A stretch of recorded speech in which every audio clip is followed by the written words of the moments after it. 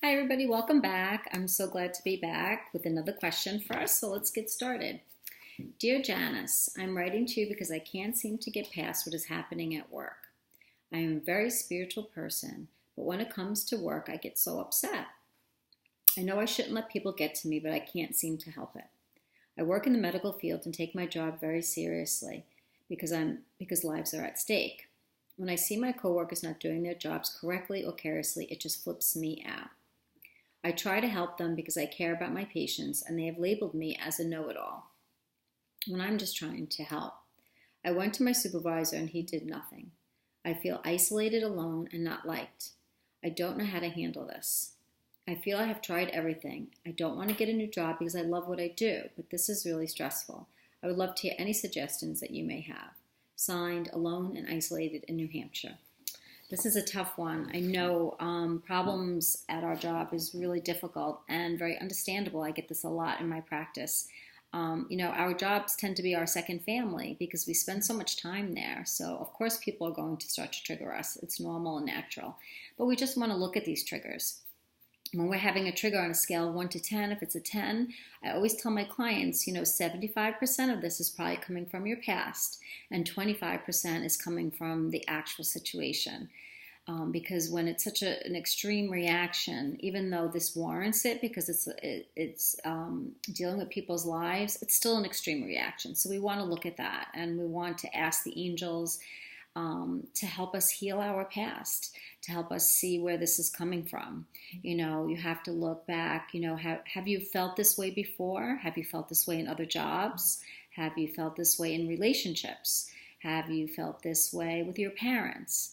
So you really want to look for the original trigger. And the only reason why you want to look for it is not to blame anyone, is to get an understanding that it's not just about your job. And it just gives us a little bit more relief when we realize, oh, it's not just the job. So that's really, really important. The next thing that I really want you to put as a priority is you.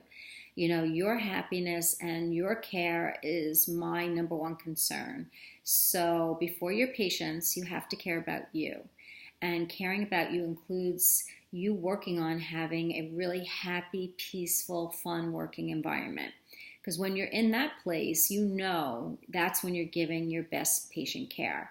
When you're in a triggered place, you're probably not giving as your best self to them either. So you really want to take this really, really seriously, that your own care is the most important thing right now. And that's hard for us, especially in the helping field, to put ourselves first, but it's really, really important.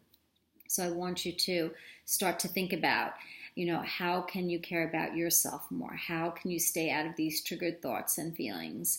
Can you walk away from some of these situations that are upsetting you so much? Can you learn to take this less personally? What I like to tell people to do is look at somebody who's having fun at work. Look at someone who's at ease at work and start to hang out with them. Just because they're in a lighter energy, they're not around the people that are taking the job so seriously and maybe are affecting you. So hang out with somebody who's just having an easier time at work and see if that doesn't help you a little bit, because sometimes just being in different people's energy is really, really helpful. The next thing you have to remind yourself is that you can't control other people. You just can't. Even though the circumstances feel so life-threatening and important, it's really your supervisor's job. And if your supervisor isn't going to address these issues, you certainly can't. You can keep asking your supervisor or maybe go to your union. But other than that, you really have to pull back and focus back on you, because that's where you're going to make the most change. We can't change other people, but we can change ourselves. Another thing that I would suggest that you do is ask your angels to help you with this. Ask your angels to give you more peace at work. When we ask, we will get comfort and we will get support and we will get direction. They'll be like, stay away from this person or move over here, or intuitively the angels will help you. So don't forget to ask for their help. You also want to bring some gratitude into your job. Switch how you're thinking about work.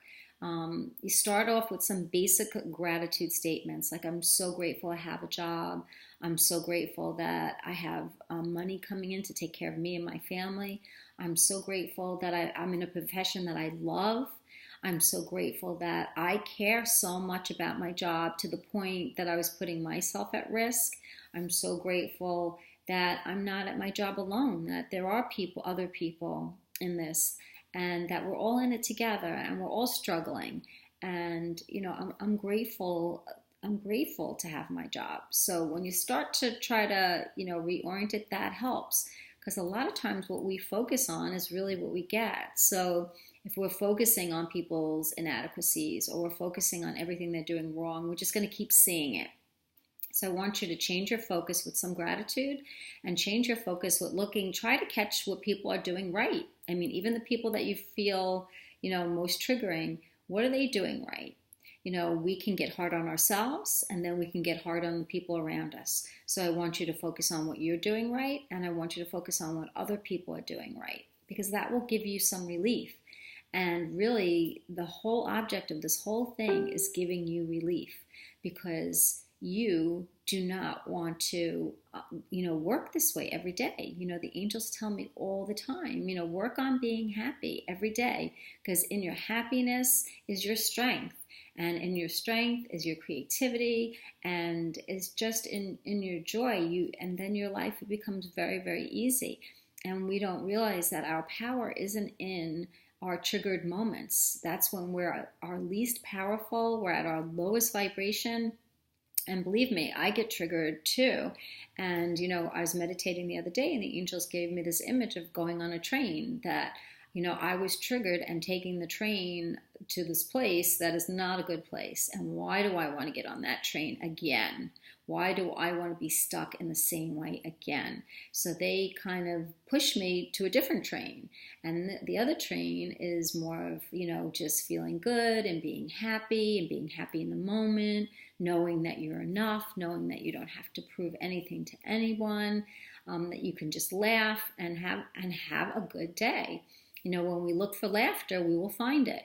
Every day I try really hard to laugh. And, when we want to laugh, we find things funny, So it is all about our focus, and it is all about what we're feeding ourselves. And so we have to be really, really mindful of that.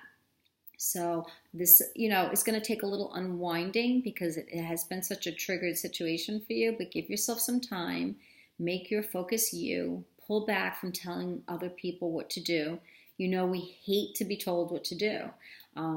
We just don't handle it really well. Unless people are asking for your advice, just don't look at what other people are doing and don't tell them what to do, because they are just going to resent you. And you don't need that. Here you are such a natural helper, and people are starting to resent you, and that is really unfair to you, and I don't want that to keep happening. So stop telling people what to do. It's just making things worse, and it isn't changing anything. It's just making the environment more tense for you. So I want you to try to let that go, and just try to really lighten up at work and try to do your best and only focus on you, and ask the angels for help with this trigger, so that you can be happy again and laugh at work. And that's the most important thing. So give all those ideas a try. Let us know how you're doing, and we'd love to hear from you again. And for anyone you out there that would like to send in a letter to Janice at angelpractitioners.com. I would love to help you out if I can. And also don't forget about our courses. We have 2 great courses, the Angelic Mediumship course and the Angel Certified Practitioner course. They're both on sale right now. You get 2 for the price of 1. So come on angelpractitioners.com to check that out. And, hopefully we'll connect soon. Have a great day.